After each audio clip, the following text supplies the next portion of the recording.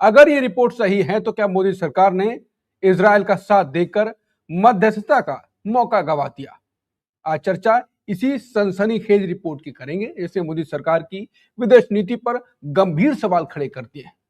खबर है कि पाकिस्तान के सेना प्रमुख असीम मुनीर ने ट्रंप से बात की और इस्लामाबाद अब अमेरिका ईरान की ऐतिहासिक सुलह का केंद्र बन सकता है। उधर पाकिस्तान के पीएम शहबाज शरीफ भी ईरान के राष्ट्रपति से बात कर रहे हैं। दोनों तरफ बातचीत उनकी हो रही है। इस पर कांग्रेस नेता जयराम रमेश ने सीधा हमला बोलते हुए कहा कि पीएम मोदी के अविवेकपूर्ण फैसलों ने भारत को अंतर्राष्ट्रीय मंच पर अलग थलग कर दिया है और कहा कि पाकिस्तान राजनीतिक, सामाजिक, आर्थिक और वैश्विक स्तर पर बेहद नाजुक हालत में था, उसे एक नई जिंदगी मिल गई है और आज ट्रंप का सबसे करीबी सलाहकार बन गया है। तो सवाल यही है, क्या ऑपरेशन सिंदूर की सैन्य जीत को मोदी सरकार कूटनीतिक जीत में नहीं बदल पाई और पाकिस्तान बदल ले गया? आज सवाल सीधा है, क्या पीएम मोदी के रणनीतिकारों से चूक हुई है, जिसका फायदा उठाकर पाकिस्तान ने व्हाइट हाउस में अपनी पैठ बना ली है? क्या भारत वाकई इस ग्लोबल गेम से बाहर हो रहा है या हो चुका है? तो चलिए इसी पर करते हैं चर्चा। नमस्कार, मैं हूं अंकुर, आप देख रहे हैं सत्येंद्र का खास शो आशुतोष की पैनी नजर, जहां आशुतोष जी खबर की खबर लेकर असली खबर बताते हैं। आशुतोष जी, अगर ये रिपोर्ट सही है तो भारत में के लिए कितनी बड़ी खबर है ये?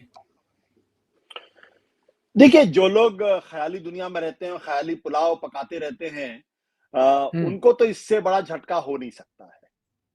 प्रधानमंत्री जी का जो भाषण संसद के अंदर था, उसके बाद मैं कई टीवी चैनल्स पे था और वहां एक ही चीज बार बार कही जा रही थी। देखिए, प्रधानमंत्री जी ने जब कुछ बोला, उसके फौरन बाद ये पॉज की खबर आ गई। यानी वो इस बात को, सच्चाई को देखने के लिए तैयार नहीं है और लगातार एक झूठ को पूरे देश के सामने परोसने की एक पूरी सेना बना रखी है, जिसका कोई काम नहीं है, जो सुबह से शाम तक सिर्फ और सिर्फ झूठ परोसता है। और अब आप सोचिए, प्रधानमंत्री नरेंद्र मोदी ने संसद के अंदर क्या बोला। क्या मान के चले कि हमारे अमेरिका के राष्ट्रपति डोनाल्ड ट्रंप उसको बड़े ध्यान से सुन रहे थे और जो मिडिल ईस्ट के सारे देश उसको बड़े ध्यान से सुन रहे थे, और उसके बाद अचानक उन लोगों को प्रधानमंत्री जी के भाषण को सुनकर उनके चक्षु ज्ञान खुल गए और फिर उन्होंने तय कर लिया कि नहीं, अब तो हम 5 दिन का पॉज करेंगे। मतलब इस तरीके की एब्सर्ड बातें की जा रही हैं। होता क्या है कि जब आप इस तरीके की एब्सर्ड बातें करते हैं, जब आप अपने एक मेक बिलीव वर्ल्ड में रहने लगते हैं और उस गुब्बारे से बाहर निकलने की कोशिश नहीं करते, तो आपको आसपास की दुनिया दिखाई नहीं पड़ती है और आप फिर एक झूठ को सच और फिर झूठ को सच, फिर झूठ को सच मानते चले जाते हैं और फिर आप उस झूठ के चक्रव्यूह में ऐसा फंस जाते हैं कि आप उससे निकल ही नहीं पाते और उस फिर आप अपना नुकसान करते हैं, देश का भी नुकसान करते हैं।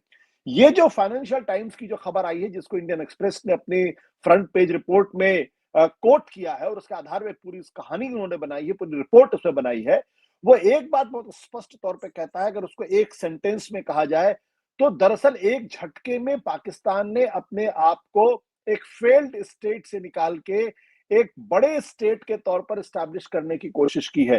भारत की लगातार ये कोशिश रही कि पाकिस्तान एक फेल्ड स्टेट है, पाकिस्तान एक आतंकवादी देश है और अगर वो आज की तारीख में दुनिया की सबसे बड़ी क्राइसिस पर अगर वो मध्यस्थ की भूमिका निभाने की कोशिश कर रहा है, उनके जो सेना प्रमुख हैं मार्शल असीम मुनीर, वो अगर अमेरिका के राष्ट्रपति डोनाल्ड ट्रंप से बात कर रहे हैं, उनके प्रधानमंत्री शहबाज शरीफ वो ईरान के राष्ट्रपति मसूद पेजेस्कियान से बात कर रहे हैं, तो आप सोचिए कि उसने अपने आप को इस ग्लोबल क्राइसिस में एक ग्लोबल मीडिएटर के तौर पर स्थापित करने की कोशिश की है।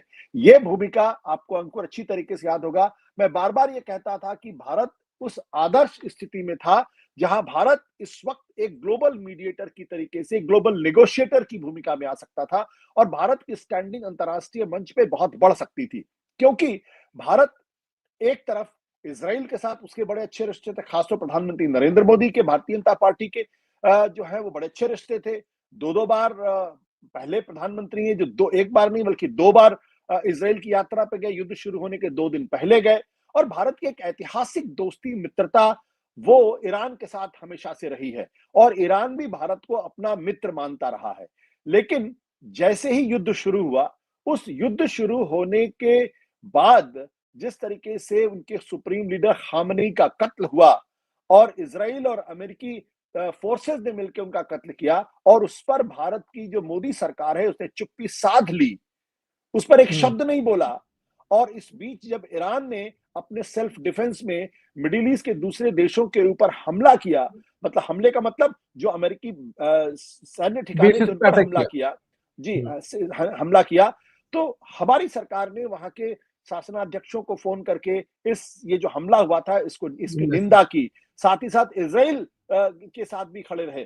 तो जब आप पूरी मजबूती के साथ ईरान के साथ न खड़े होकर बल्कि अमेरिका और इजराइल के साथ खड़े हो गए, उनके सुप्रीम लीडर के कत्ल में आपने संवेदना भी व्यक्त नहीं की, और जब देश के अंदर एक दबाव बना, तब 6 दिन के बाद हमारे विदेश सचिव वहां जाते हैं और उनकी किताब में संवेदना संदेश लिखते हैं, और उसमें भी उनकी मृत्यु को वो एक डिमाइस के तौर पर पेश करने की कोशिश करते हैं। तो जाहिर सी बात है, भारत की जो बार्गेनिंग पावर थी, जो निगोशिएटिंग पावर थी, जो हो सकती थी, उसने ईरान के साथ पूरी तरीके से अपने आप को खत्म कर लिया कि आप किस मुंह से ईरान से कहेंगे कि आप युद्ध को रोक लीजिए। और देखिए नतीजा बिल्कुल स्पष्ट है, चीन के जो ऑयल टैंकर्स हैं, चीन के जो जहाज हैं, वो आबाद गति से उसी स्ट्रेट ऑफ हार्मुज से निकलकर चीन की तरफ जा रहे हैं, उसमें कहीं कोई दिक्कत नहीं है। लेकिन भारत के 24 से बल्कि 28 टैंकर वहां फंसे, उसमें से 2 निकल गए और 2 और निकलने के कगार पे हैं। और उसके लिए भी जो ईरानी सरकार है उसने कहा कि आप जो ये ब्रिक्स की बैठक जिसके आप चेयरमैन हैं, उसमें इस घटना की एक मत से निंदा कराइए, और भारत अभी तक वो कदम नहीं उठा पाया है। तो इजराइल के साथ आप जब मजबूती के साथ खड़े हो जाएंगे, तो फिर आप ईरान से कैसे मीडिएट करेंगे? अब इसमें देखिए बड़ी दिलचस्प बात यह है कि पाकिस्तान ने जो इनिशिएटिव लिया है, वो अपने आप में काफी कहानी कहता है। पाकिस्तान अमेरिका का बहुत क्लोज एलाई हो गया है। असीम मुनीर और उनके शहबाज शरीफ कई कई बार वहां ट्रंप के साथ लंच कर लंच। चुके हैं, हाँ। और उनको शहबाज शरीफ को और प्रधानमंत्री नरेंद्र मोदी को एक पाले में खड़ा करके दोनों को अपना best friend and great leaders बताया है।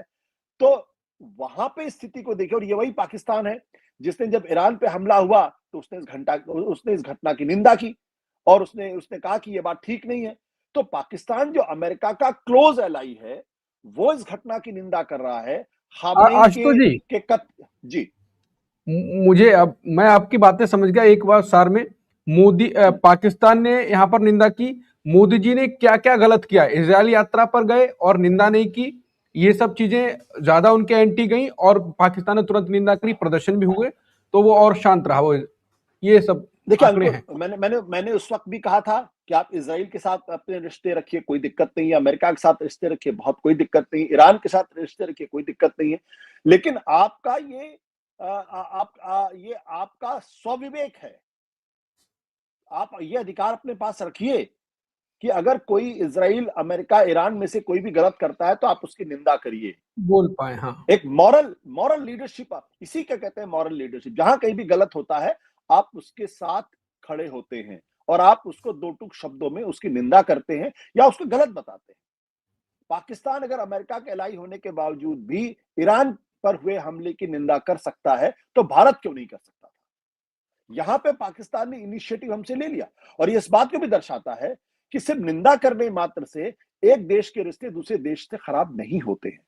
लेकिन जब उनके सुप्रीम लीडर का कत्ल हो जाए और आप चुप रहें, और उसके बाद युद्ध के 2 दिन पहले आप इजराइल जाएं, तब दुनिया को बताना बड़ा मुश्किल हो पाएगा कि क्या आपको इस युद्ध की कोई जानकारी नहीं थी। और उसके बाद आपने जब ईरान ने हमला किया मिडिल ईस्ट के कंट्रीज के ऊपर, तो आपने उसकी निंदा की। लेकिन और जब हमारे ईरान यहाँ ने से जिस जो उनका तरीके से, प्लेन हमारे यहाँ से जो उनका जहाज जा रहा था, जो अभ्यास करके उस पर अटैक हो जाता है, हम कुछ नहीं बोलते। हाँ, हम कुछ नहीं बोलते। तो ये इन सब बातों को युद्ध में फंसा हुआ कोई भी देश और कोई लीडरशिप आसानी से नहीं भूलता है। ये बात हमें याद रखनी चाहिए, और अब पूरी दुनिया के सामने स्पष्ट है। दुनिया के तमाम बड़े बड़े डिप्लोमेट्स, जो भारत के डिप्लोमेट्स हैं, कमल सिब्बल जैसे जिसके कहते हैं, या गरे खान जैसे लोग, जिनका अंतरराष्ट्रीय स्तर पर बड़ा सम्मान भी है, भारत में भी उनको बहुत गंभीरता के साथ लिया जाता है।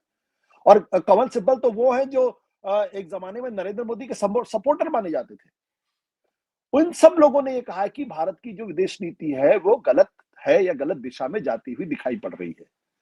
तो वैसे में पाकिस्तान अपना स्टेचर बढ़ा रहा है, और हम जो अपना स्टेचर बहुत बढ़ा सकते थे, वो अचानक लगता है कि वो किसी ख्याली पुलाव हमसे पका रहे थे और उसी से अपने आप को संतुष्ट कर रहे थे। अब ये बात मुझे समझ में नहीं आती है कि क्या भारत का 140 करोड़ का जो मार्केट है, वो उसकी कोई बार्गेनिंग पावर नहीं है? क्या हमारे हिंदुस्तान के प्रधानमंत्री ट्रंप को फोन करके नहीं कह सकते थे कि भाई इस युद्ध को खत्म किया जाए, पूरी दुनिया इससे परेशान है? और अगर आप कहें तो मैं ईरान के राष्ट्रपति से बात करता हूं, या नेतन्याहू जो नरेंद्र मोदी के व्यक्तिगत दोस्त है, क्या उनको फोन करके नहीं कह सकते थे? अगर वो इनिशिएटिव लेते तो मैं इस बारे में 100% कॉन्फिडेंट हूं कि भारत अगर कोई इनिशिएटिव लेगा, मैं मोदी सरकार की बात नहीं कर रहा, भारत अगर कोई इनिशिएटिव लेगा तो पूरी दुनिया उसको गंभीरता के साथ लेगी। लेकिन अगर हम इनिशिएटिव ही नहीं लेंगे, हम चुपचाप एक किनारे पे बैठ के सिर्फ लहरों को गिनते रहेंगे, तो फिर ये स्थिति पैदा हुई। पाकिस्तान ने इनिशिएटिव लिया, और देखिए इंपॉर्टेंट बात क्या है, पाकिस्तान ने इनिशिएटिव लिया, इजिप्ट ने इनिशिएटिव लिया और तुर्की ने इनिशिएटिव लिया। तीनों इस वक्त ये कोशिश कर रहे हैं, तीनों देश ये कोशिश कर रहे हैं कि ईरान युद्ध खत्म हो और अमेरिका और ईरान के बीच में किसी तरीके की कोई संधि बने। जो उनके स्पेशल एनवॉय हैं ट्रंप के, स्टीव विटकॉफ, और उनके बेटे जेराड कश्नर, उनसे बातचीत बाकायदा चल रही है। इसलिए मैंने कल, और पाकिस्तान के जो विदेश मंत्री हैं इशाक डार, उन्होंने तुर्की के जो विदेश मंत्री हैं हाकन फिदान, उनसे बातचीत की। इजिप्ट के जो फॉरेन मिनिस्टर हैं बदर अब्देलत्ती, उन्होंने ईरान और पाकिस्तान के अपने विदेश मंत्रियों से बातचीत की। कतर के विदेश मंत्री से बात की, विटकाफ से बातचीत की जा रही है। तो एक कोशिश पाकिस्तान कर रहा है, या तुर्की कर रहा है, या इजिप्ट कर रहा है, या फिर कतर कर रहा है, वो हमारा देश क्यों नहीं कर सकता था? हम तो आइडियली प्लेस्ड थे। ईरान हमारा सबसे अच्छा दोस्त था, रशिया हमारा दोस्त था, चाइना से हमारी दोस्ती नहीं है, लेकिन हमने उससे रिश्ते बेहतर करने की कोशिश की है। आप पूरी तरीके से आप अमेरिका और इजराइल की गोद में जब जाके बैठ गए, जब आपने उनके सामने एक तरीके से, अब सरेंडर शब्द कहना तो उचित नहीं होगा, लेकिन जब पूरी तरीके से उनकी बातों में हाँ में हाँ मिलाने लगे, तो फिर आप अपनी उस बार्गेनिंग पावर को लूज कर गए। क्योंकि ईरान के लिए अब इंडिया पर भरोसा करना, भारत पर भरोसा करना, मोदी सरकार पर भरोसा करना, ये बड़ा मुश्किल हो पाएगा। बिल्कुल, ये तो साफ साफ साबित हो रहा है कि पीएम मोदी की एक गलती हुई, उसके बाद गलतियों पे गलतियां होती रहीं और उसने सही में पाकिस्तान को एक नई जिंदगी दे दी, उसको जिंदा कर दिया नए तरीके से, और अब वो अपना रोल प्ले कर रहा है तरीके से, अपना गर्व महसूस कर रहा है, मीडिएट कर रहा है देशों के बीच में। आशुतोष जी, लेकिन इसकी कीमत भारत को क्या चुकानी पड़ेगी? पहले ये भारत का रोल था, अब पाकिस्तान का रोल है। नहीं, देखिए, जो मैंने कहा ना कि मॉरल लीडरशिप जो होती है, जो आपकी जो एक नैतिक आभा होती है, इन सब चीजों के समय जब आप एकदम बिल्कुल एक ऑब्जेक्टिव की तरीके से, जिसे कहते हैं कि एक बड़े नेता के तौर पर जब खड़े होकर स्टैंड लेते हैं, तो दुनिया आपकी सराहना भी करती है, दुनिया आपको सुनती भी है, और वो लॉन्ग टर्म में आपको बहुत मदद करता है। और ये जो लॉन्ग टर्म में मदद करता है, उसके बड़े फायदे होते हैं। और दूसरी बात क्या है कि फायदे हो या ना हो, कम से कम भारत जैसी एक सिविलाइजेशनल पावर के पास इतनी करज तो होनी ही चाहिए, उसके देश की सरकार के पास इतनी हिम्मत तो होनी ही चाहिए कि गलत को गलत कह सके और सही को सही कह सके। आशुतोष जी, बैलेंस विदेश नीति ये होती है कि एक दिन इसके घर चलेगा, एक दिन उसके घर चलेगा। ये बैलेंस हुआ कि जिसने गलत किया उसके बारे में गलत बोल दिया और बस शांति से बैठे, जो सही कर रहा है उसके साथ रहे, फिर उसने गलत किया तो उसके खिलाफ बोल दिया, फिर उसके बाद शांत रहे। ये बैलेंस नीति है। देखिए, युद्ध में किसी के साथ रहने का कोई बड़ा फायदा नहीं है। निंदा तो कर सकते हैं, लेकिन लेकिन गलत को गलत कहने की सामर्थ्य, नैतिक ताकत, ये इंपॉर्टेंट बात होती है। ये जीवन में भी इंपॉर्टेंट होती है और उसकी कीमत भी आपको चुकानी पड़ती है। कभी कभी आपको कीमत भी चुकानी पड़ती है। लेकिन जब आप नैतिक स्टैंड लेते हैं, जब आप गलत को गलत कहते हैं, सही को सही कहते हैं, तो दुनिया हो सकता है उस वक्त, उस समय में आपकी बातों को खुल के ना सराहे, लेकिन वो भी अंदर से मानते हैं कि इस आदमी में दम है, या इस देश के अंदर दम है, जो गलत को गलत कह रहा है और सही को सही कह रहा है। तो मेरा जो कहना है कि विदेश नीति में भी ये लागू होता है, ये व्यक्तिगत जीवन में भी लागू होता है। जो लोग ये कहते हैं कि नेशनल इंटरेस्ट, विदेश नीति कुछ नहीं बल्कि नेशनल इंटरेस्ट को बढ़ाना है, तो आम जिंदगी में भी ये होता है। एक आम आदमी जो होता है, वो अपने ही इंटरेस्ट को तो आगे बढ़ाता है, वो किसी पड़ोसी के इंटरेस्ट को थोड़ी आगे बढ़ाता है। लेकिन बड़ा आदमी, बड़ा नेता वो बनता है जो पूरे समाज के बारे में सोचता है, और वही आदमी आगे चल के समाज को लीड करता है। तो बड़ा देश वो होता है लोगों की नजर में जो पूरे समाज को रोशनी दिखाने का काम करे, पूरे समाज के लिए टॉर्च लाइट का काम करे और उसको नैतिक दृष्टि देने का काम करे। भाई ये मैं कहने का प्रयास कर रहा हूं। तो यहां पे भारत के लिए बहुत अच्छी स्थिति थी कि भारत तीनों देशों के बीच में एक सुलह समझौता कराने की कोशिश करता है, चाहे असफल हो जाए। देखिए, मैं ये नहीं मानता पाकिस्तान इसमें सफल हो जाएगा, लेकिन कम से कम कोशिश वो तो करी। कोशिश तो कर रहा है।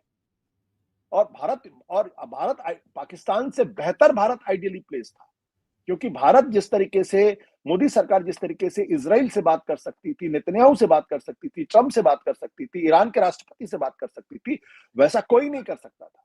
भारत दुनिया की एक बड़ी सभ्यता है, पुरानी सभ्यता है, जिसका पूरी दुनिया में सम्मान है। हम फास्टेस्ट ग्रोइंग इकोनॉमी है, 140 करोड़ का हमारा मार्केट है, और दुनिया की इकोनॉमी आज बिना भारत को इग्नोर के नहीं चल सकती है। तो हम